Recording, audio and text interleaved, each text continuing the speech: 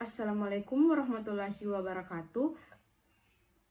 Perkenalkan, nama saya Nur Halisa dengan NIM L0212210089. Baik, di sini saya akan menjelaskan tentang teknik rehabilitasi lamun.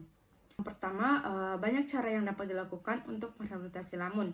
Secara umum, rehabilitasi lamun dibagi menjadi dua jenis pendekatan. Yang pertama, rehabilitasi lunak dan rehabilitasi keras. Rehabilitasi lunak dapat dilakukan dengan menekankan pada pengendalian perilaku manusia.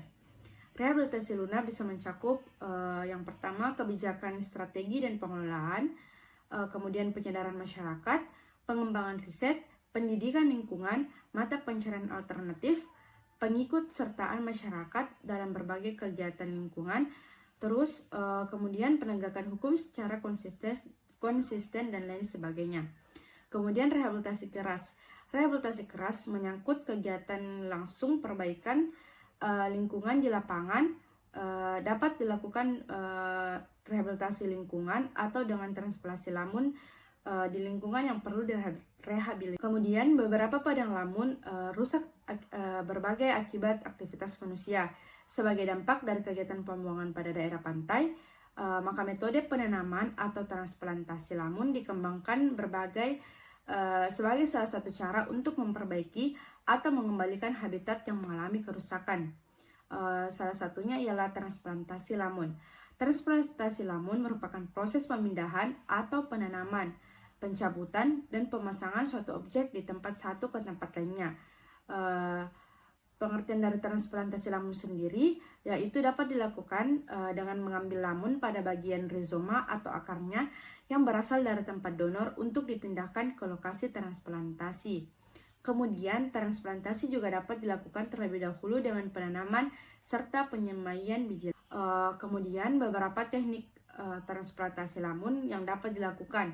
Yang pertama itu adalah metode turf atau frame.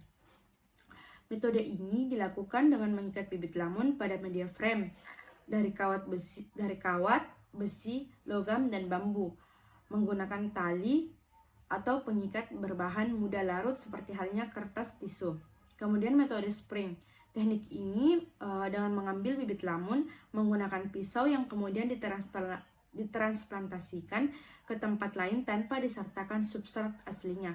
Kemudian yang ketiga ialah metode ikat karung. Metode ini dilakukan dengan pengikatan lamun pada karung yang telah diisi substrat. Kemudian yang keempat adalah metode plug. Teknik ini dilakukan dengan melakukan pengambilan bibit lamun dengan menggunakan patok paralon. Kemudian dipindahkan bersamaan dengan substratnya. Terus yang kelima ialah metode polybag. Teknik ini hampir sama dengan metode plug tadi, hanya saja paralon dimodifikasi menjadi penggunaan polybag atau plastik hitam.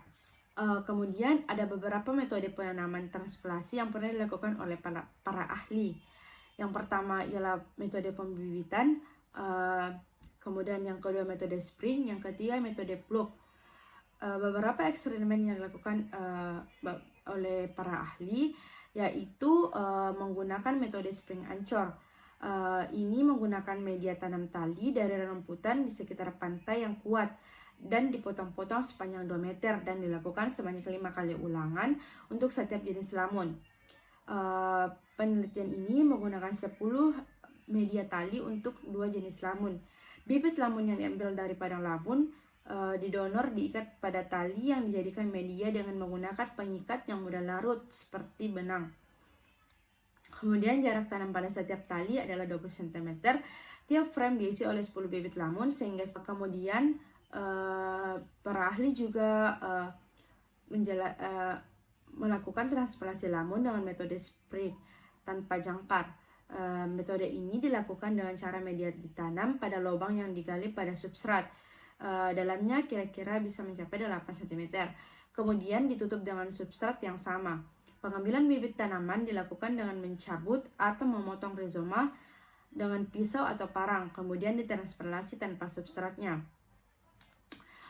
Untuk metode ini biasanya dilakukan pada arus dengan 1,5 knot, kira-kira 3 km per jam, atau pada daerah dengan gelombang akibat dingin. Kemudian para ahli Jangkar bisa diganti dengan media tali dari tanaman rerumputan yang dipotong sepanjang 2 meter dan bibit tanaman dikaitkan pada tali rerumputan, kemudian media ditanam dan dimasukkan ke dalam substrat yang telah digali sebelumnya. Bibit lamun diikatkan pada tali berbahan ramah lingkungan dengan jarak 20 cm setiap bibit lamun. Kemudian metode turf, yaitu metode transplantasi lamun yang dikembangkan oleh Short University of New Hampshire menggunakan media frame besi atau kawat. Bibit lamun diikatkan pada frame kawat menggunakan tisu atau tali rapia dengan cara ikat simpul. Lamun donor ditanam di atas substrat dengan sedikit tekanan sehingga bagian bawah frame dapat masuk beberapa sentimeter ke dalam substrat perairan sehingga tidak terbawa arus. Kemudian metode ini digunakan sebagai upaya regenerasi aseksual dengan teknik pengikatan bibit lamun pada dasar bingkai atau frame sebagai penahan di dasar air laut. Metode turf ini cocok diterapkan untuk wilayah yang bergelombang atau berarus karena frame kawat dapat melindungi bibit lamun sehingga mampu bertahan hidup dari hantaman gelombang dan arus perairan.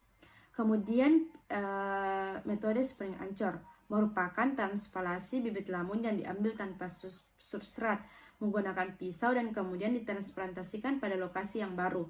Bibit lamun dikaitkan pada jangkar kemudian dimasukkan ke dalam substrat yang telah digali. Penggunaan metode spring ancor biasa dilakukan pada wilayah berarus atau daerah bergelombang akibat adanya angin. Metode ini ditujukan pada tanaman-tanaman yang mudah hanyut dan terbawa arus. Transplantasi menggunakan metode ini mampu meredam gelombang yang datang sehingga gelombang yang masuk ke lokasi transplantasi tidak mengganggu pertumbuhan. Selain itu, metode ini juga dapat memperoleh tingkat keberlangsungan hidup yang cukup tinggi. Metode transplantasi spring ancor memiliki nilai kesintasan tertinggi daripada metode yang lain.